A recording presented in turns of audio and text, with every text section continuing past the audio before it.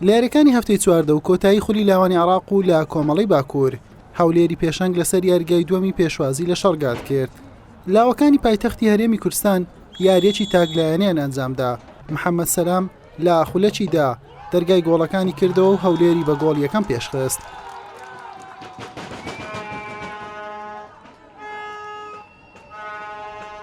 لە خولەکی 25 هەمان یاریزان توانی ئەنجامەکە بۆ لاوانی هەولێر دوو هێندە لێ بکات.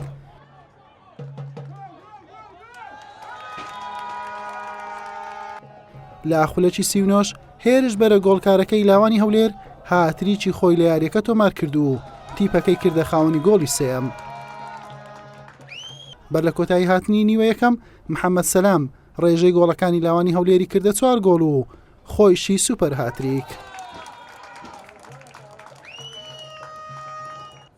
لا نیوەی دووەم شەڕگات بە ئامانجی گەڕانەوە بۆ کەشی یاریەکە لە خولەکی 55 گۆڵێکی تۆمار کرد. وەڵامی لاوەکانی هەولێر خێرا بوو.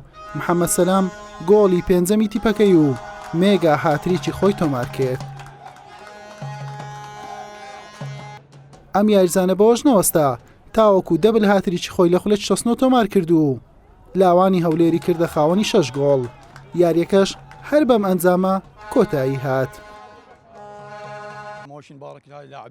یەکەم شت پیرۆزە لەو یاریزانانە و ماندووبوونمان بەهادەر نەچووە و هاندەرانیش لەگەڵمانن هەموو یاریەکان. بەخوا هەستێکی تایبەتم هەیە 3 وەرزی ڕابردوو گۆڵکار بوومە. ئەمە دەبێتە چوارەم ئینشاءالله.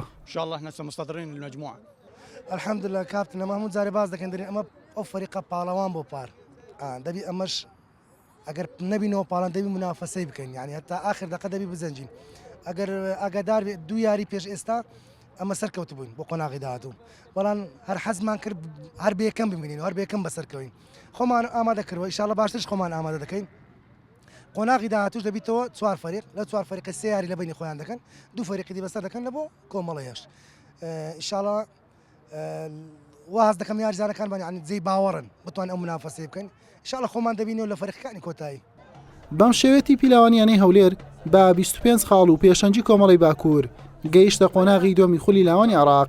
شەڕگاتیش بە 12 یاری تەنها 8 خاڵی کۆ کردوتەوە و لە دواوەی ڕیزبەندی کۆمەڵەکەی سەرنەکەوت بۆ قۆناغی داهاتوو. حوسێن محەممەد کەناڵی پێام هەولێر.